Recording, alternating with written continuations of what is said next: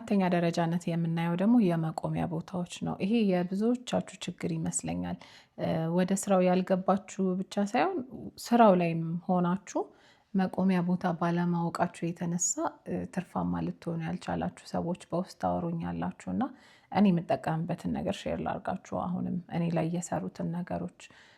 ስለዚህ እኔ ምንድነው የማደርገው? ጠዋት ከቤቴ ነው የምነሳው ብዙ ጊዜ የመጀመሪያ ትሪፔን እቤቴ ሆኜ ነው ማግኘት የምፈልገው። በጣም ስራ ካላጣሁ በቤት ሆኜ ጥሪ አልገባ ካለኝ ነው ልወጣ የምችለው። ማለት በጣት የሚቆጠሩ ቀኖች ናቸው። እንደዚህ 10 ቀን ራሱ የሚሞሉ አይመስሉኝም ይሄን ያህል አመታት ስሰራ ማለት ነው።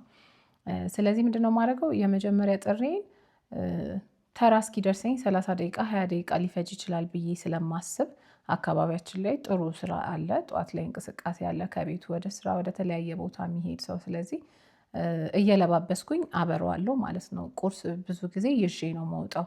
ቁርስ መብያ ጊዜ አይኖረኝም። ከዛ እየለባበስኩኝ ምናምን ጥሪ ይገባል። ብዙ ጊዜ ለባብሼ እንደጨረስኩ ነገር ጥሪ ይገባል። ስለዚህ የመጀመሪያ ትሪፔን ተነስቼ እወጣለሁ ማለት ነው።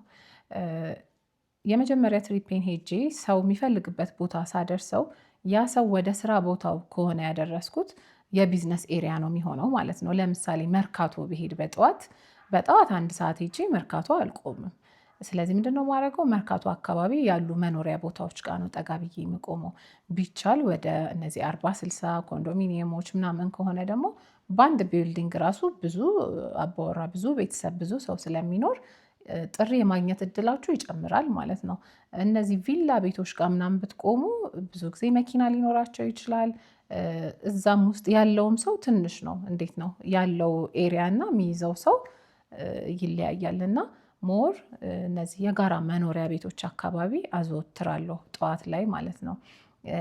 እንደነዚህ አይነት ቤቶች እንዳልኳችሁ የጋራ መኖሪያ ቤቶች ከሌሉና በአካባቢው ላይ ሆቴሎች ገስት ሃውስ ምናምን ያለበት ቦታ መሆን ትችላላችሁ። እነዚህ የንግድ ቦታ ደግሞ ከሆነ ውስጥ ለውስጥ ምናምን ገስት ሃውሶች ሆቴሎች ምናምን ሊኖሩ ስለሚችሉ ስም አለው ብላችሁ ወደምታስቡት ሆቴል ሊሆን ይችላል ጠጋ ብላችሁ መቆም ትችላላችሁ ማለት ነው። እንጂ እዛው የወረዳችሁበት ኮሜርሻል ሴንተር ጋር ብትቆሙ ስራ የማግኘት እድላችሁ ይቀንሳል ማለት ነው። ምክንያቱም ሰው ጠዋት ከቤቱ ወይም ካደረበት ቦታ ወደ ስራ ነው እንጂ የሚሄደው ስራ ቦታ አድሮ ጠዋት አይሄድም ማለት ነው። እንደዚህ ማሰብ ነው ቀላሉ ነገር።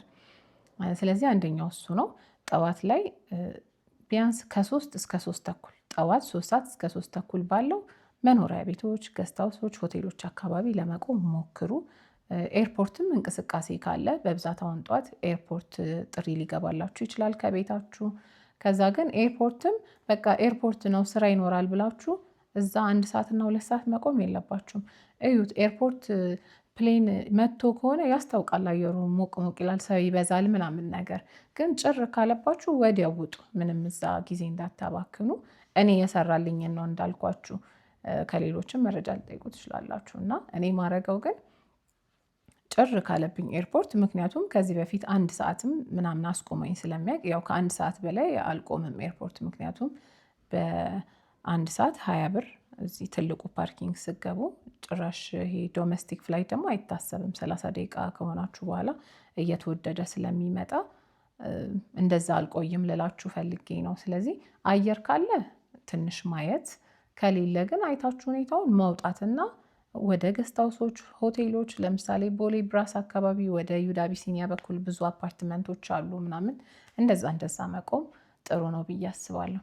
ከዛ በኋላ ደግሞ ከ4 ሰዓት እስከ 7 ሰዓት ያለውን ሰዓት ደግሞ ሆስፒታሎች ክሊኒኮች እንደዚህ የህክምና ቦታዎች ላይ እንቅስቃሴ ይኖራል ብዬ አስባለሁ። እኔ እንደዛ ነው የማደርገው። ከዛ በኋላ ከ7 እስከ 8 ጭር የሚል ይመስለኛል። በብዛት ሰዎች ምሳ ለመብላት ምናምን ሊሆን ይችላል። ትንሽ ቀዝቀዝ ይላል አየሩ ነገር።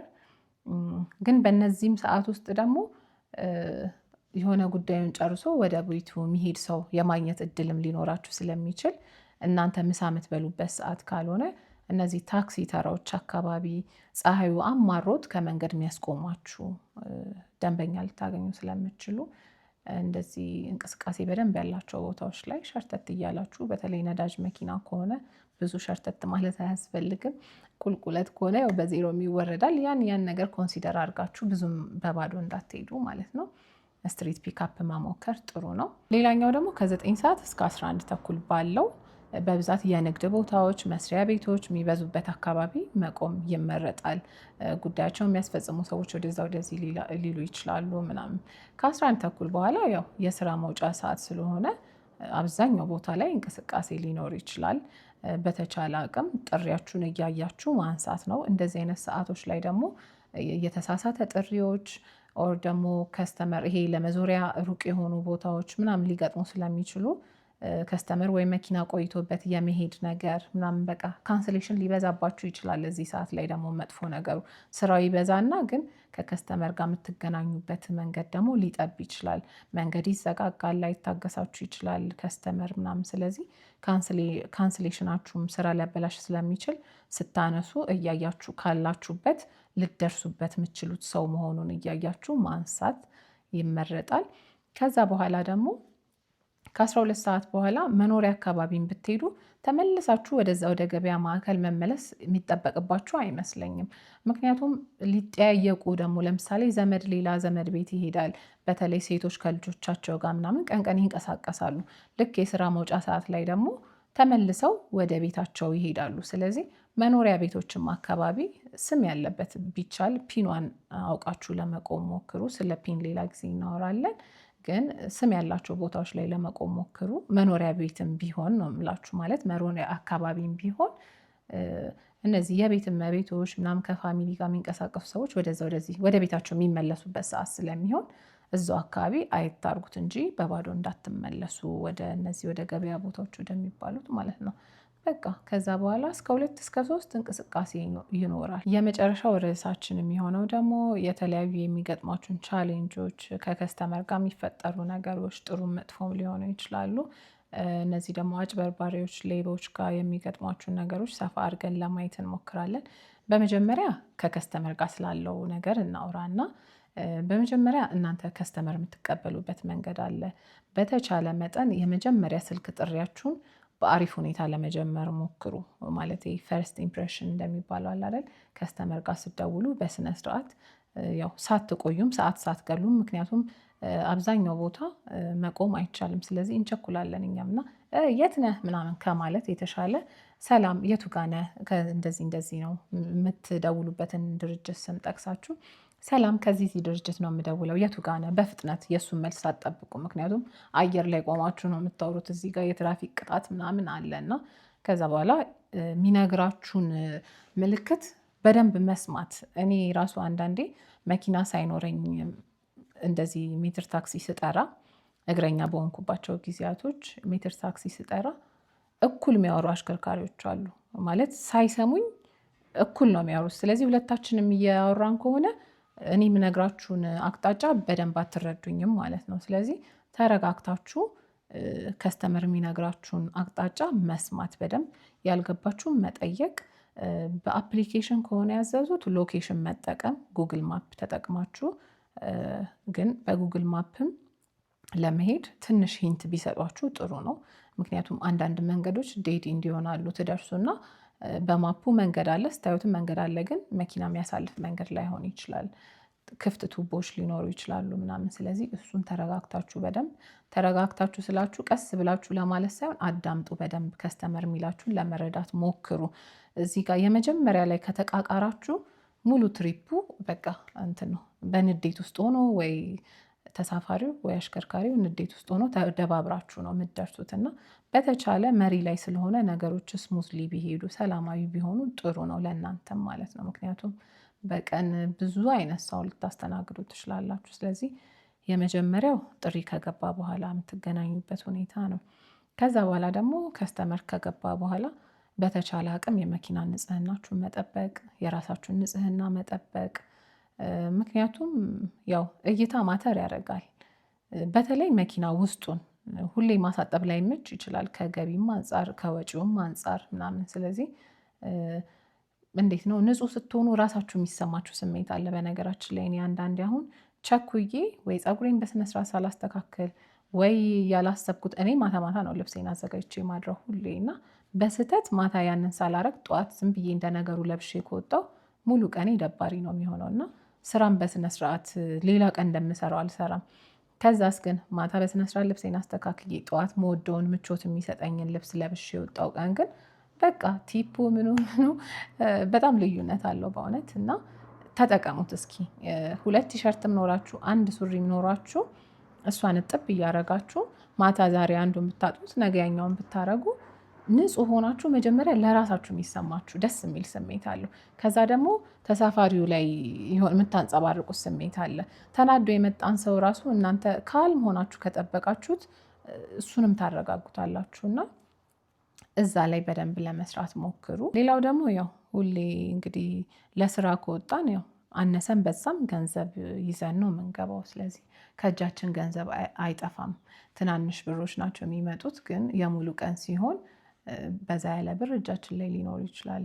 ቢቻል የአንድ ቀን ገቢ ሁሌ ወይ ወደ ባንክ ወይ ወደ እቁብ የምታስቀምጡበት ቦታ ማድረግ፣ ብራችሁን ይዛችሁ አለመዞር። ይሄ አንደኛ የተለያየ ሌቦች፣ አጭበርባሪዎች ሊገጥሟችሁ ይችላሉ፣ ከነሱም ይጠብቃችኋል። ሁለተኛ ደግሞ ከራሳችሁም ይጠብቃችኋል፣ ያው ብር አጥፊ ምናምን ከሆናችሁ ማለት ነው። ስለዚህ ዋናው ነገር የምታገኙትን ብር በአግባቡ ማኔጅ ማድረግ በቃ ወሳኝ ነገር ነው። ያለዛ መቼም ከዚህ ስራ አትወጡም። ሁሌ እየደከማችሁ ነው፣ ብሩን ግን በአግባቡ እየያዛችሁት አይደለም። ስለዚህ ህይወታችሁ አይቀየርም፣ ትርፋችሁ ድካም ብቻ ነው ማለት ነው። ስለዚህ ሁሌ ስራውን እንድታማርሩ፣ ስልቹ እንድትሆኑ፣ ደስታችሁን ታጣላችሁ። ምክንያቱም ለውጥ እያየን ካልሆነ ህይወታችን ላይ ምንም ትርጉም አይኖረውም። ህይወታችን ሁሌ አንድ አይነት ስራ ላይ እድገት ያስፈልጋል። አትሊስት እዛም ስራ ላይ ብትሆኑ ቢያንስ የሆነ መኪና ደግሞ ደግማችሁ አከራይታችሁ ምናምን ገባችሁ። እኔ እንደዛ ነው ህይወቴ እዚህ ደረጃ የደረስኩት። መጀመሪያ ሌላ ቻናል 1 ላይ ተናግሬያለሁ፣ ሰምታችሁ ከሆነ መጀመሪያ ያው መኪና ነበረኝ እኔ አባቴ ይገዛልኝ መጀመሪያ ላይ። ከዛ ግን ሁለተኛ ላይ ያው ቶታል ዳሜጅ ሆነችና መኪናዬ። ወደ ሜትር ታክሲ ስራ ስገባ ግን በቦይፍሬንድ መኪና ነው የገባሁት፣ ተከራይቼው ማለት ነው። በወር 15,000 ብር እየከፈልኩ ነበረ የምሰራው። ከዛ በኋላ ግን ትንሽ እቁብ ገባው፣ የቀረውን አባቴ ሞላልኝ። አሁንም ገዛሁኝ መኪና ማለት ነው። ከዛ በኋላ ግን ከማይክሮ ፋይናንሶች ጋር እያያዝኩ እቁብ እየገባው ጎን ለጎን ሌላ መኪና ገዝቼ ማከራየት ጀመርኩኝ ማለት ነው። ስለዚህ እንደዚህ አይነት ለውጥ ሲኖር እናንተም የመስራት ፍላጎታችሁ እየጨመረ ይመጣል። ምክንያቱም እዚህ ጋር ፍሬውን እያያችሁት ነው ምናምን። ግን ያለዛ ያው ብዙ አሽከርካሪዎች እንደሚሰለቻቸው እንደሚያማርሩት ሆናችሁ ትቀራላችሁ ማለት ነው። ሌላው ደግሞ በጣም አስቸጋሪ ከስተመሮች ሊያጋጥሟችሁ ይችላሉ። ግን ይህን ስላችሁ እንዳትፈሩ፣ ምክንያቱም አብዛኛው ተሳፋሪ በጣም ስነስርዓት ያለው፣ በተለይ እኔ ሴት ሆኜ ያየሁት ነገር እዚህ ስራ ላይ ስላገኙኝ አበረታተውኝ፣ ጎበዝ በርቺ፣ እንደውም ብዙዎቹ ከዚህ ሀገር ውጭ ሰርተሻል ምናምን ይሉኛል። አይ ቲንክ አረብ ሀገር የነበርኩኝ ከዚህ በፊት ምናምን ይመስላቸዋል ጥንካሬን ሲያዩ ማለት ነው። እና አብዛኛው አክብሯችሁ የሚለያችሁ ነው። ግን አልፎ አልፎ ደግሞ ይገጥማሉ አስቸጋሪ ከስተመሮች። ለምሳሌ አንድ ዴስቲኔሽን ትወስዱና ከዛ ዴስቲኔሽን ውጭ ለምሳሌ ከአየር ጤና ወደ ሜክሲኮ ቢሆን የገባላችሁ ትሪፕ፣ መጀመሪያ ቄራ እንሂድና ከዛ በኋላ ሜክሲኮ እንሂድ ሊላችሁ ይችላል ያ ሰው። ለስራው አዲስ የሆኑ አሽከርካሪዎች ሊሄዱ ይችላሉ። ግን ይሄ ምንድን ነው? አንድ ዴስቲኔሽን ነው። ድርጅትን ቢሆን አያስገድዳችሁም። ጥሪው ሲገባ ቱ ዌይ የሚባል ካልሆነ ድርጅቱ የሚያስገድዳችሁ ከአየር ጤና ወደ ሜክሲኮ በሁለት መንገድ ይካሄዳል። ለምሳሌ በጦር ኃይሎች ቀጥታ ሊካሄድ ይችላል፣ በብስራተ ገብርኤል ሊካሄድ ይችላል፣ በሳር ቤት በብስራተ ገብርኤል። ስለዚህ ከሁለቱ አንዱን መንገድ መምረጥ መብቱ ነው። ከስተመሩ ወደዛ የሚያደርሰውን መንገድ መምረጥ መብቱ ነው። ከስተመሩ በመረጠው ትሄዳላችሁ። ግን ወደኋላ እየተመለሳችሁ መንገድ እያረዘማችሁ የመሄድ ግን ግዴታ የለባችሁ። ስለዚህ ይሄንን እንደ ስራ አዋጭም ስላልሆነ ማወቅ ያለባችሁ ስለመሰለኝ። ስለዚህ ይሄን እንድታረጉ የሚጠብቅ ከስተመር አለ። አይ ይሄ አሰራራችን አይደለም፣ አዋጭ አይደለም ለኔ ብላችሁ ልታስረዱ ስትሞክሩ ደግሞ አይ ሌላ አሽከርካሪ ይሄዳል ምናምን ብሎ ስሜታዊ ሆኖ ሊናገራችሁ የሚችል አሽከርካሪ አለ። ስለዚህ እናንተ በተቻላችሁ አቅም በትዕግስት ማስረዳት ነው። ይሄ ስራ በጣም ትዕግስተኛ መሆንን ይጠይቃል። ካልሆናችሁም ያው ስትሰሩ ትሆናላችሁ። እኔ በጣም ባህሪን ሼፕ ያደረገው ስራ ነው። እልህኛ ምናምን ሰው ነበርኩና በደንብ ያረጋጋኝ ስራ ነው። እና እናንተም ስራው ላይ ፋይት እያረጋችሁ ከመማር ይልቅ መጀመሪያ አስባችሁት ወሰናችሁበት ብትገቡ ጥሩ ነው። በተናደዳችሁ ቁጥር ራሳችሁን ነው የምትጎዱት። ሌላኛው ደግሞ ዲስሬስፔክት የሚያደርጋችሁ ተሳፋሪ ሊገጥማችሁ ይችላል። ያው እንዳልኳችሁ የእነዚህ ተቃራኒዎች ይበዛሉ። በጣም ጥሩ ከስተመር ይበዛል። አልፎ አልፎ ግን ዲስሬስፔክት ማያረጋችሁ ተሳፋሪ ይገጥማችኋል። ልክ እንደ ግል ሹፌራቸው ማለት እንደ ግል ሹፌር ማሰባቸው ችግር የለውም እኮ ለዛች ሰዓት የግል ሹፌር ናቸው ነን እኛም አሽከርካሪዎች። ግን እንዴት ነው የራሳቸው መኪና ሲሆን ተረጋግተው 30 ደቂቃም ቆመ 20 ደቂቃም ቆመ የግል ሹፌር ነው መጠበቅ ችግር የለውም። እዚህ ስራ ላይ ስትሆኑ ግን ጊዜ ነው በጣም ማተር የሚያደርገው ነገር። ጊዜያችሁን ተጠቅማችሁ ካልተሯሯጣችሁ ጥቅም የለውም። በትንሽ ስራ በቀን የምትሰሩት ትሪፕ ማተር ያደርጋል። በደንብ ለመሮጥ ደግሞ ጊዜያችሁን መጠቀም አለባችሁ። ስለዚህ ጊዜያችሁን ዝም ብሎ እንዳልባል የሚያባክኑባችሁ ከስተመሮች አሉ። ያ ስራውንም እናንተንም ዲስሬስፔክት ማድረግ ነው ብዬ ነው ማስበው እኔ። ይሄ መጥፎ ነገር ከመነጋገር በተጨማሪ በዚህ መሀል ደግሞ ነው መጥፎ ንግግር የሚመጣው። እናንተ ለምን እያስቆማችሁ ነው ምናምን በምትሉ ሰዓት እንዴ ጠብቂያ ምናምን ልትባል ትችላለህ። ስለዚህ ይሄንንም ቢሆን በትዕግስት ለማስረዳት መሞከር ነው። ግን እንዳልኳችሁ ስራው ላይ እስካላችሁ ድረስ እናንተም ውጤታማ መሆን ስላለባችሁ ስራችሁን የሚጎዳ ነገር መቀበል አለባችሁ ብዬ አላስብም። ለምሳሌ 5 ደቂቃ ምናምን ነው ግዴታ እቃ ለመግዛት የሚሆን እቃ ለማምጣት የሚሆን ከዚህ በላይ ጠብቁ 20-30 ደቂቃ የሚል ህግ አለ ብዬ አላስብም ድርጅትም ጋር ቢሆን። ስለዚህ እባካችሁ ቶሎ በሉልኝ ብላችሁ በስነስርዓት መነጋገር። ዲስሬስፔክት የሚያደርጉም ሰዎች ሲኖሩ እንደዚህ ፐርሰናል ንግግር የሚያደርጉም ሲኖሩ በዝምታ ማለፍ። ምክንያቱም አብራርታችሁ ስለ ራሳችሁ አውርታችሁ ምናምን አትችሉም። ለሰው ደግሞ ስላብራራችሁለት አይደለም እሱ ያሰበውን ነው እንትን የሚለው። እናንተ ስለነገራችሁት የእናንተ ማንነት በዛ ሰዓት አብራርታችሁለት የምታገኙት ጥቅም የለም። መሪ ላይ ተኩኖ ደግሞ ረጅም ወሬም አያስፈልግም። ስለዚህ እኔ የምመክረው ምንድነው ዝም በሏቸው። የተወሰነ ስለ ስራው ለማብራራት ሞክሩ ስላለው ነገር። ከዛ በኋላ ግን ትርፍ ስለሚያወሩት ነገር ጸጥ በሏቸውና ረስታችኋቸው መድረስ የሚፈልጉበት ቦታ አድርሷቸው። ድርጅት ደውለው ችግር የሚፈጥሩ አይነት ከመሰላችሁ እናንተም ቀድማችሁ ደውላችሁ እንደዚህ አይነት ነገር ተፈጥሮ ነበር ብላችሁ አሳውቁ ማለት ነው። ከዛ ውጪ የመጨረሻው ያው የሌቦች ጉዳይ ነው። እኔ እስካሁን ከደረሱኝ ታሪኮች አንፃር የገባኝ ነገር ምንድነው ሌቦች በብዛት አቴንሽናችን ነው የሚሰርቁት። አንደኛው በጣም ሀብታም እንደሆኑ ብር እንዳላቸው ይሄንን በተለያየ መንገድ ነው የሚገልጹት። ስልክ አጠገባችሁ በማውራት ላውድ አድርገው። ሌላኛውም ከዛ ከቤት ደግሞ የሚሰራም ሌባ አለና እሱም የሚያወራውን ትሰማላችሁ። ያው ሳትፈልጉት ትሰማላችሁ እስከተወራ ድረስ መኪና ውስጥ ሆናችሁ። ብር ምናምን በማሳየት እራሳቸው በማውራት ሊሆን ይችላል ምናምን እናንተን ፍሬንድሊ በማቅረብ አመኔታን ለመፍጠር ማለት ነው። እንደዛ አድርገዋችሁ ይሉንታ ውስጥ ከከተቷችሁ በኋላ አዘናግተው የሚፈልጉትን ይወስዳሉ ማለት ነው። ሌላኛው ደግሞ እናንተን ጥድፊያ ውስጥ መክተት ማለት ተሳፋሪ ከቸኮለ ቀድሞ መውጣት ነው ያለበት። እኔ የማምንበት ነገር የተሳፋሪ ጥድፊያ ውስጥ መግባት የለባችሁም።